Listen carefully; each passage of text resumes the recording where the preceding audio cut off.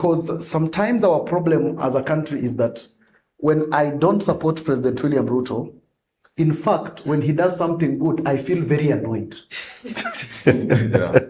Because I feel like now that will earn him a vote. And that is not what I want. So first of all, we make our decisions based on who do I like and who do I support. And that's why my brother there, when I pushed him to tell me, do you think it makes sense? He told me, but me, I'm in opposition. because according to him, it is not supposed to make sense because of where it is coming from, not because it makes sense or not.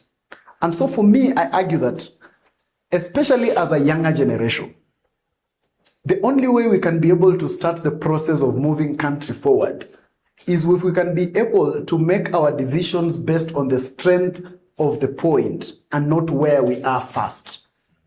The reason why we have it as a difficult conversation is because my brother there supports the President William Ruto. If I have a very good reason why Kalonzo Musyoka should be president, he cannot agree with me. Why? Because for him, it is President William Ruto first before he reasons about any other thing. And most of the time, the problem is the person on the receiving end often is government. And that's why when I listen, for every government intervention that makes sense, when you belong to the opposition, you don't tell us the alternative. You poke holes in what is in existence. You are not willing to tell us, fine, this one does not make sense. This one does. Because that is the harder conversation. You only want to tell us how this one is bad and what is wrong with it. And when we push you to say, okay, fine, then what is the alternative? Then we say, no, but you see, for me, I'm in the opposition. Meaning, essentially, we are running away from burden of responsibility. And as a younger generation, another thing we must understand is that legacy politicians understand the language of us versus them and pushing sentimentalism as a tool of politics. And what is sentimentalism? Sentimentalism is this situation whereby somebody invokes your emotion and rises your emotion to the highest level. So when your emotion has been raised to the highest level, you don't make objective judgment. And what are some of the things that can move our emotions? And this with all due respect. Issues around death. When we converse around that issue, all of us become emotional and we are more likely to be clouded from every other thing. And that's why the harder you tell opposition people to tell us our agenda, they will often tell you that our children died. Right? Now, the moment we hear that, we belong to the same generation with the people who lost their lives, right? So we are more likely to raise our emotions and block every other reason and say, yeah, by the way, these guys make sense. And then you end up making your vote and making a decision on the basis of the height of your emotions and not the strength of the person that was actually coming in. And that's why I've kept saying that before, for us to have very objective conversation and for us to make decisions that will help us as a generation, first of all, I will always plead and persuade you. One, delink your emotions from leadership conversations. And then number two, do not decide who you want to support or who you don't want to support before you start the conversation. Because the moment you decide before you go into the conversation, your only objective is that the conversation must go your way. And if it doesn't go your way, you quickly look for something else to accuse the one who is making sense from the other side. That is why when this gentleman was making a lot of sense about the education, I knew that the next thing that we might say about him is that we're umelipwa. Because instead of hearing him, we must be able to say no, because the point does not agree with where I come from. Then what do? We malign the messenger. We avoid the message and now malign the messenger. So soon we'll be able to be asking him which tribe he comes from. And when he tells us a tribe that looks convenient for us, for instance, by good or bad luck, if he says he's a Kalenjin, we say, you see? We knew it. We knew it. So we run away from the strength of the message. Then we go to the messenger. So the only way we can be able to move and start having, and I want to challenge especially those of us who purport to be educated. by mere fact that we went to the university, because that is what makes us think we are educated in this country. If we are not careful, the people at the lower base of the pyramid who are in our villages are going to make better decisions than us. One, because they are listening more and they are being involved more. And two, because they are participating in the real of the politique. That's why when you walk around this by-election, I don't know if any of you participated even by just going and seeing what was happening in those by-election. A friend of mine who was voting in Berry came back and told me, my brother, there is a problem. The people I saw on those lines were old people and villagers. I didn't see people who look like us. So we must be able to look at it. And first of all, I urge you, delink personalities from your decision making.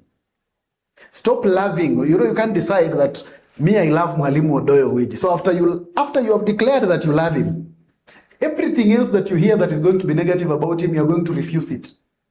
Okay? Even if it makes sense.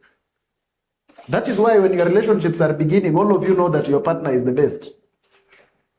Not because you did not see the red flags, it's because they were there, but at the point you were seeing them, your height of emotion was so high.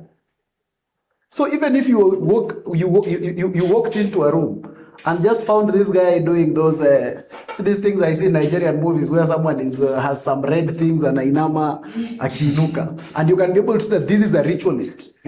Because your height of emotion is high, you'll say, no, I think this guy is an acrobat. You'll say, no, I think he's rehearsing for something. You'll find a way to cloud it. So the first things first, we must be able to delink, remove your emotions from leadership. And number two, do not decide who you love first before you start having the conversation. Because when you do that, you will hate this man because he has told you the truth about the funding model. Because the truth is, he has put up a case. And all of us objectively can agree that that funding model is better than the previous. Is it the best? That is contestable.